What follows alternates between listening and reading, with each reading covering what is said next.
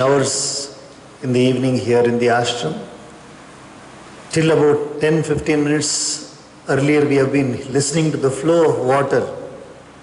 And another beautiful part of this ashram is the well in front, where you hear the water falling into the well.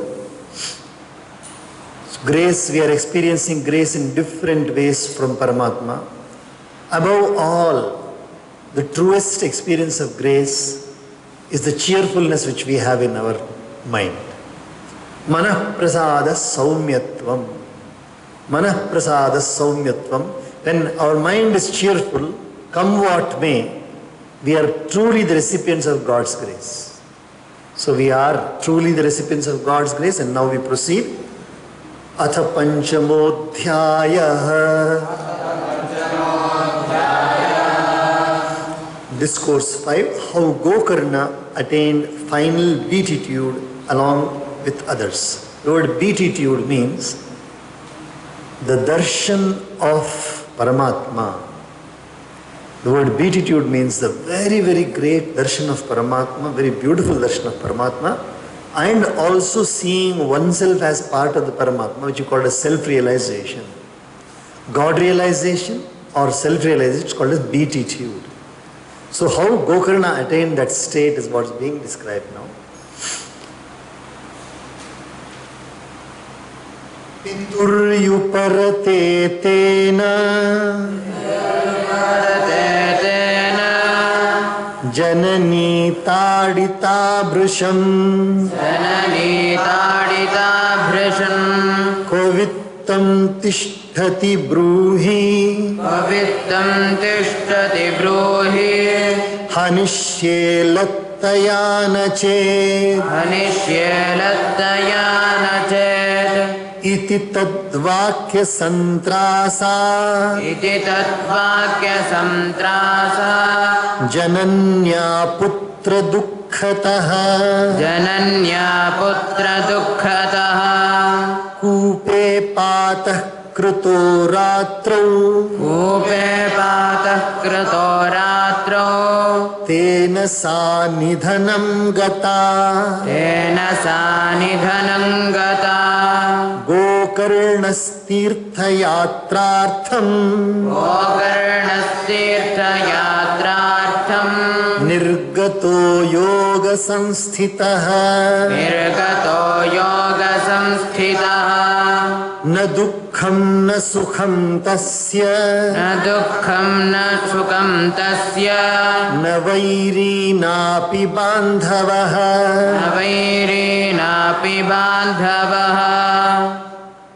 To listen to this part of the story is very, very touching, painful also.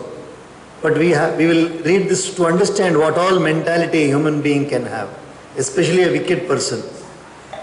कथा के इस भाग को श्रवण करने में दुख लगेगा, फिर भी इसको श्रवण करेंगे, क्योंकि मनुष्य के मन में कैसे कैसे बातें आ सकती हैं जब वह दुष्ट होता है तो क्या क्या नहीं करता है.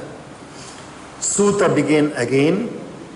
His father having retired to the woods, Dhundukari severely beat his mother one day and threatened her, saying, "Tell me where the money is, or else I will thrash you with a burning stick." Very, very touching, very, very painful. What we see in the world, please understand that it is not untrue. This has been seen many places happening in the world also. Afraid of this threat and grieved by the ill treatment received from the son, the mother threw herself into a well at night and died of the fall. तो ऐसे ताड़ना करता है लड़का, माता का ताड़ना करता है जननी का, तो दुख सहन नहीं होती उससे, जाकर के कुएं में गिर जाती है और मर जाती है. Establish in union with God. दूसरी तरफ देखिए. See on the other side how beautiful Gokarna's life is. Establish in the union with God, Gokarna experienced no sorrow or joy. He had no enemy or friend and left on pilgrimage. वो तो तीर्थ यात्रा pay चला गया Gokarna. Dhundhukari गृहे तिष्ठत् पंचपण्यवधूव्रतः अत्युग्रकर्मकर्ता च तत्पोषण विमूढधीः एकदा कुलटास्तास्तु भूषणान्यभिलिप्सवः तदर्थं निर्गतो गेहात् कामान्धो मृत्युमस्मरन् यतस्ततश्च संहृत्य वित्तं वेश्म पुनर्गतः ताभ्यो यच्छत्सु वस्त्राणि भूषणानि कियन्ति च बहुवित्तचयं दृष्ट्वा रात्रौ नार्यो व्यचारयन् चौर्यं करोत्यसौ नित्यम् अतो राजा गृहीष्यति वित्तं हृत्वा पुनश्चैनं मारयिष्यति निश्चितम् अतोऽर्थगुप्तये गूढम् अस्माभिः किं न हन्यते निहत्यैनं गृहीत्वार्थम् यास्यामो यत्र कुत्रचित् इति वा निश्चयं कृत्वा सुप्तं सम्बध्य रश्मिभिः पाशं कण्ठे निधायास्य तन्मृत्युमुपचक्रमुः त्वरितं न ममारासौ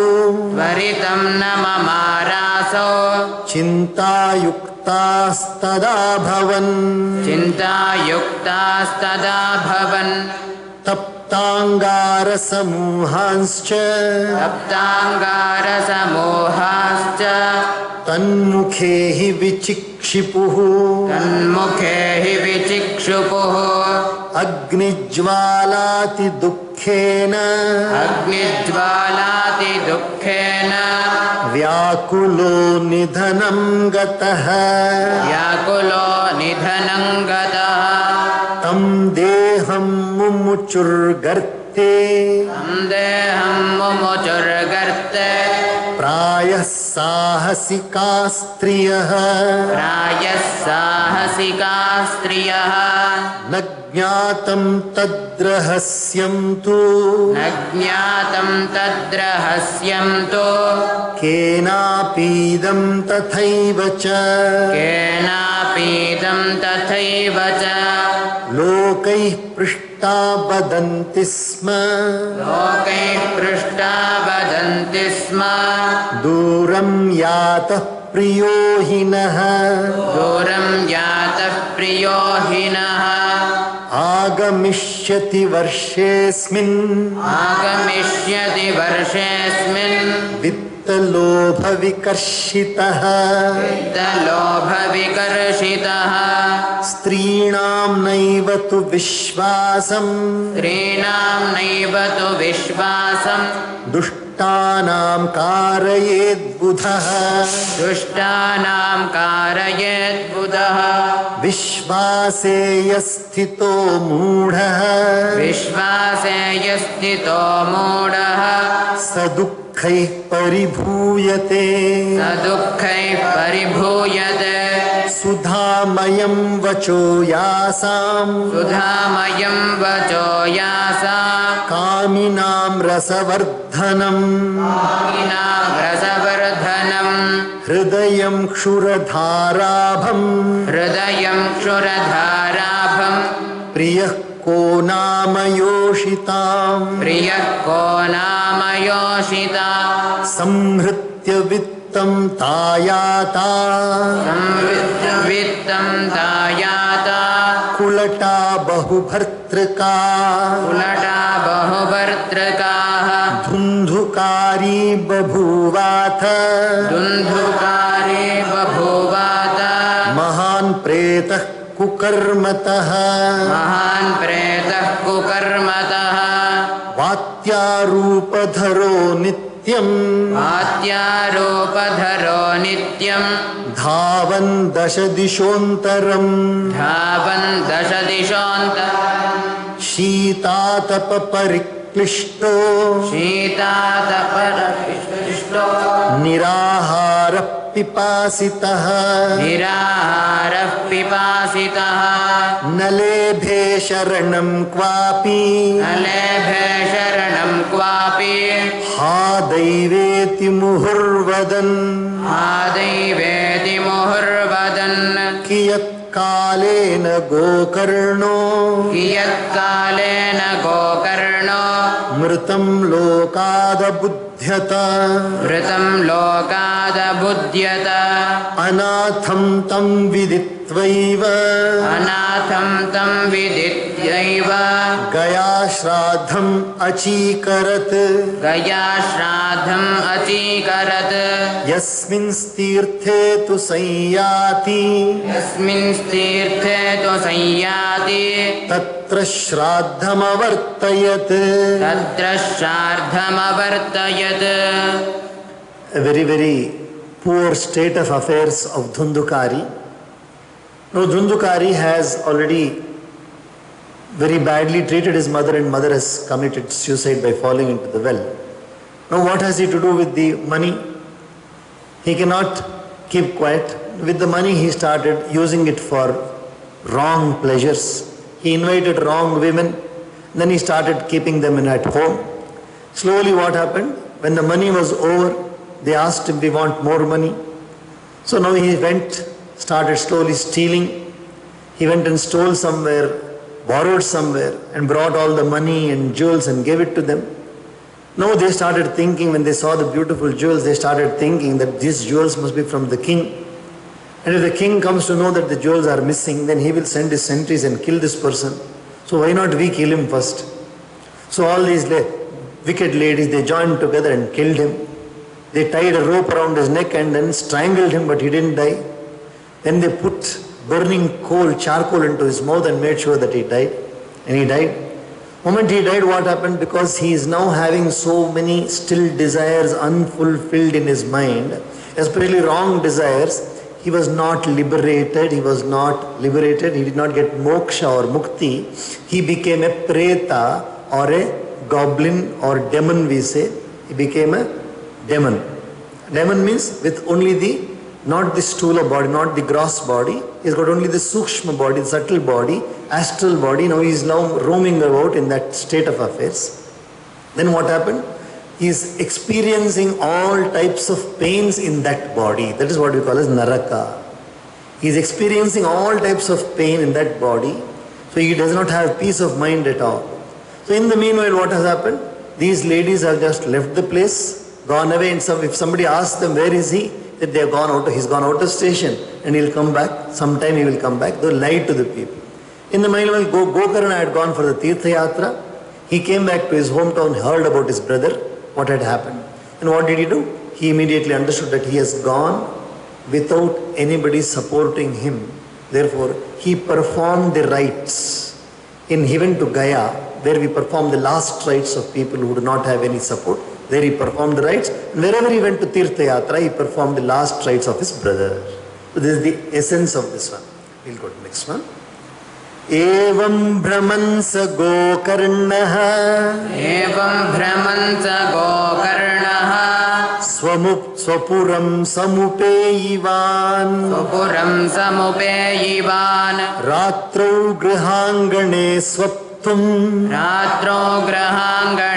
स्वप्तुम् आगतो लक्षितः परैः तत्र सुप्तं स विज्ञाय धुन्धुकारी स्वबान्धवम्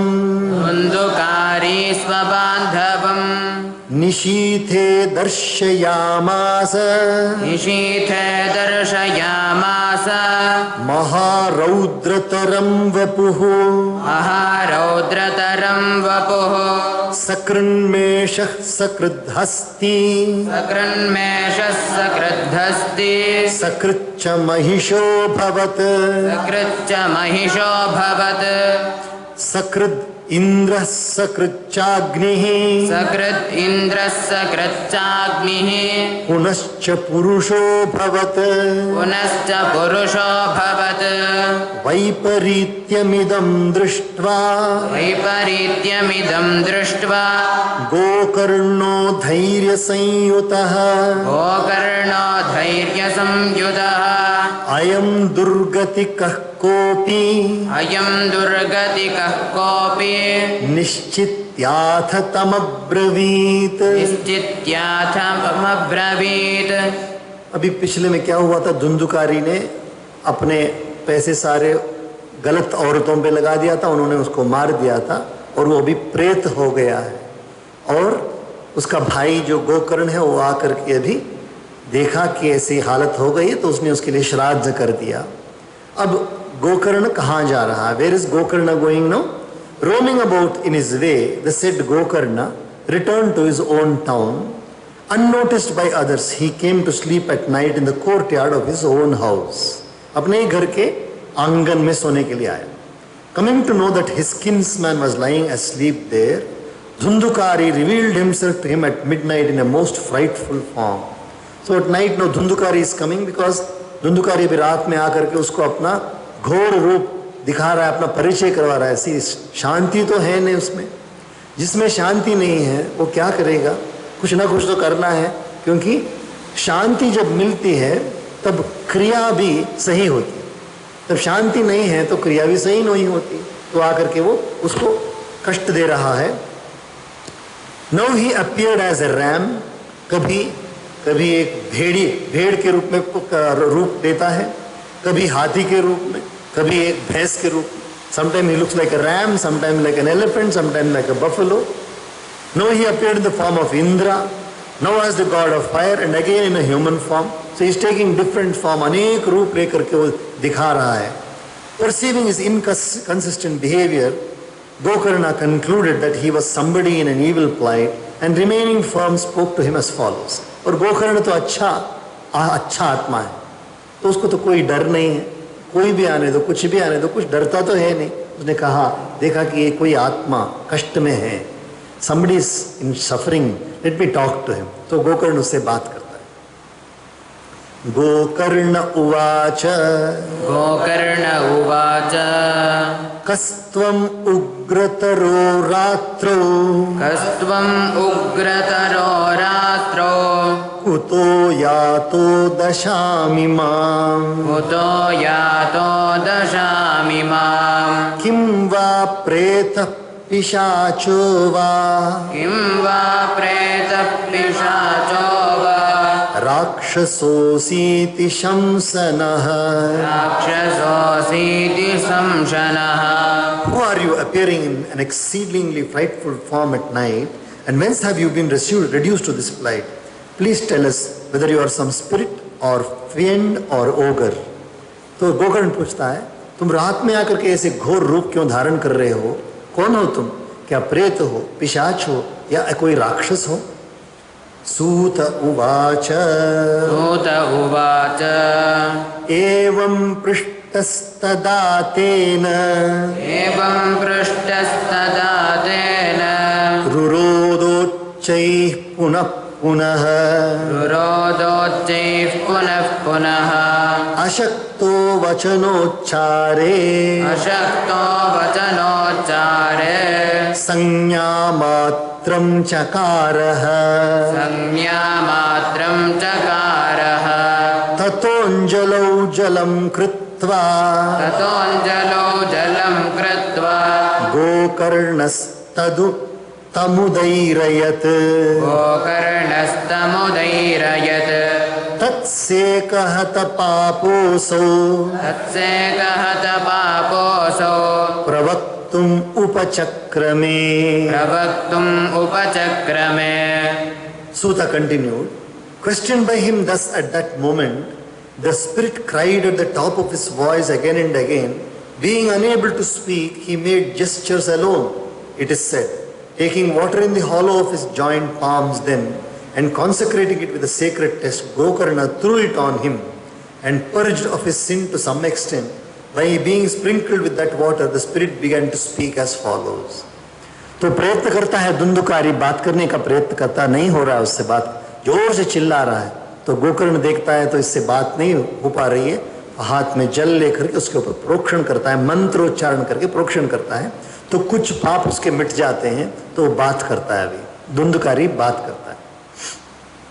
प्रेत उवाच प्रेत उवाच अहं भ्राता त्वदीयोऽस्मि अहं भ्राता त्वदीयोऽस्मि धुन्धुकारीति नामतः धुन्धुकारीति नामतः स्वकीयेनैव दोषेण स्वकीयेनैव दोषेण ब्रह्मत्वं नाशितं मया ब्रह्मत्वं नाशितं मया कर्मणो नास्ति संख्या मे कर्मणो नास्ति संख्या मे महाज्ञाने विवर्तिनः महाज्ञाने विवर्तिनः लोकानां हिंसकस्सोऽहम् लोकानां हिंसकस्सोऽहं स्त्रीभिर्दुःखेन मारितः स्त्रीभिर्दुःखेन मारितः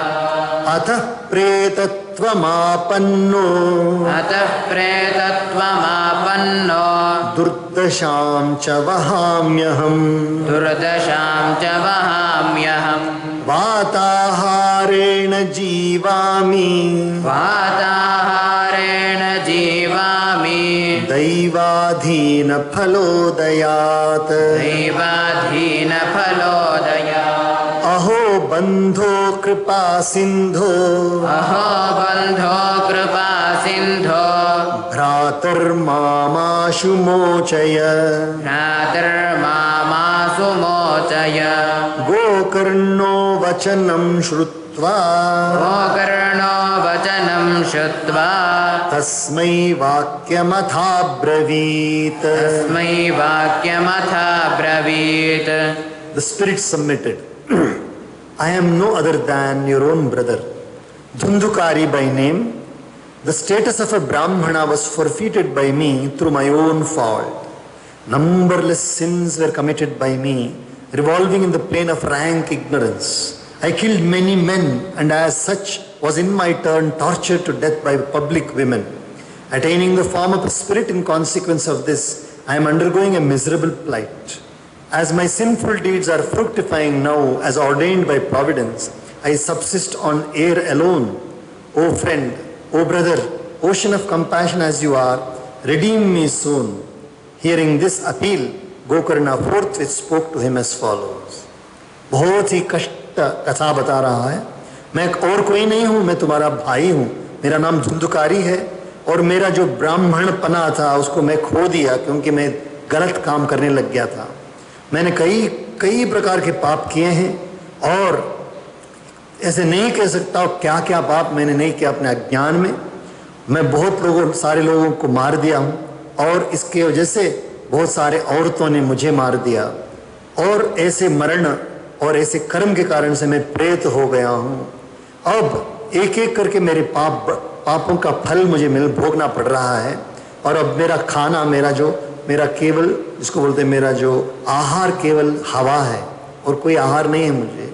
तो तुम हो करुणा के सागर, वो मेरे भाई हो, मेरा उद्धार करो. गोकर्ण उवाच गोकर्ण उवाच त्वदर्थं तु गया पिंडो त्वदर्थं तु गया पिंडो मया दत्तो विधानतः मया दत्तो विधानतः तत्कथं नैव मुक्तोऽसि तत्कथं नैव मुक्तोऽसि ममाश्चर्यमिदं महत् ममाश्चर्यमिदं महत् गया श्राद्धान्न मुक्तिश्चेत् गया श्राद्धान्न मुक्तिश्चेत् उपायो नापरस्त्विह उपायो नापरस्त्विह किं विधेयं मया प्रेत किं विधेयं मया प्रेत तत्त्वं वद सविस्तरम्। तत्त्वं वद सविस्तरम्। अब गोकर्ण बोलता है, मैंने तो तुम्हारे लिए श्राद्ध कर दिया। I have already done the what you call as the offerings to the manes, पितर जो मर जाते हैं उनके लिए जो पिंड दान देना है वो गया जा करके मैंने कर दिया। और जिसके लिए गया श्राद्ध किया हो वो तो मुक्त हो जाता है, उसको तो कोई बंधन नहीं होता है, वो तो मुक्त हो जाता है। फिर भी मुझे तो आश्चर्य हो रहा है कि तुम वैसे के वैसे हो, गया श्राद्ध करने के बाद भी, even after doing the Gaya shraddham you are still like this only. I don't understand if there is any other remedy. Oh Preta, you tell me, what else should I do now? What else can I do now? Gokarna is asking. Preta uvacha. प्रेत उवाच Gaya shraddhashatenapi. गया श्राद्धशतेनापि Muktirmena bhavishyati. मुक्तिर्मे न भविष्यति Upayamaparam kanchit. उपायमपरं कञ्चित् Tvam vicharaya sampratam. त्वं विचारय साम्प्रतम्। The spirit submitted. My redemption will not be brought about even through hundreds of shraddhas done at Gaya. Think you of some other remedy now. मेरे लिए तुम जितना भी श्राद्ध चाहे कर लो, मेरी मुक्ति तो नहीं हो पाएगी, क्योंकि इतना हीन कर्म मैंने किया, इतने गलत कर्म मैंने किए। इति तद्वाक्यमाकर्ण्य इति तद्वाक्यमाकर्ण्य गोकर्णो विस्मयं गतः गोकर्णो विस्मयं गतः शतश्राद्धैर्न मुक्तिश्चेत् शतश्राद्धैर्न मुक्तिश्चेत् असाध्यं मोचनं तव असाध्यं मोचनं तव इदानीं तु निजं स्थानम् इदानीं तु निजं स्थानम् आतिष्ठ प्रेत निर्भयः आतिष्ठ प्रेत निर्भयः त्वन्मुक्ति साधकं किंचित् त्वन्मुक्तिसाधकं किञ्चित् आचरिष्ये विचार्य च आचरिष्ये विचार्य च। Gokarna was struck with wonder to hear that reply of his and said, if your redemption cannot be brought about even through hundreds of shraddhas done at Gaya, your liberation I am afraid is impossible. Nevertheless, at present, O spirit, stay in your abode free from fear. Pondering over this question, I shall do something conducive to your liberation. मुझे तो आश्चर्य हो रहा है कि 100 सैकड़ों श्राद्धों से भी तुम्हारी मुक्ति नहीं हो पाएगी, तो फिर भी मुझे तो अभी कुछ मन में नहीं आ रहा है क्या करना चाहिए, विचार नहीं आ रहा है। फिर भी तुम अपने स्थान पे जा करके निवास करो, जहां तुम रह रहे हो निवास करो, मैं कुछ ना कुछ उपाय ढूंढूंगा। श्रीमन्नारायण नारायण नारायण श्रीमन्नारायण नारायण नारायण श्रीमन्नारायण नारायण नारायण श्रीमन्नारायण नारायण नारायण भजमन्नारायण नारायण नारायण भजमन्नारायण नारायण नारायण भजमन्नारायण नारायण नारायण भजमन्नारायण नारायण नारायण श्रीमन्नारायण नारायण नारायण श्रीमन्नारायण नारायण नारायण श्रीमन्नारायण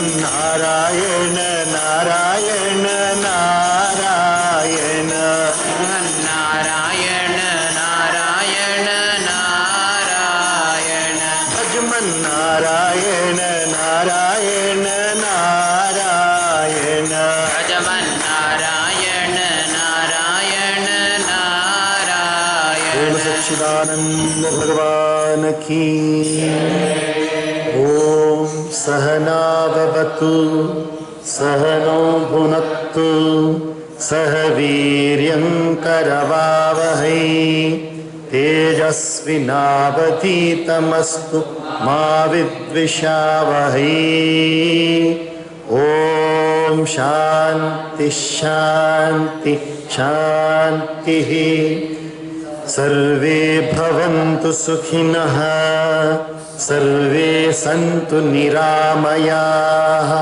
सर्वे भद्राणि पश्यन्तु मा कश्चित् दुःखभाग् भवेत् ॐ शान्ति शान्ति शान्तिः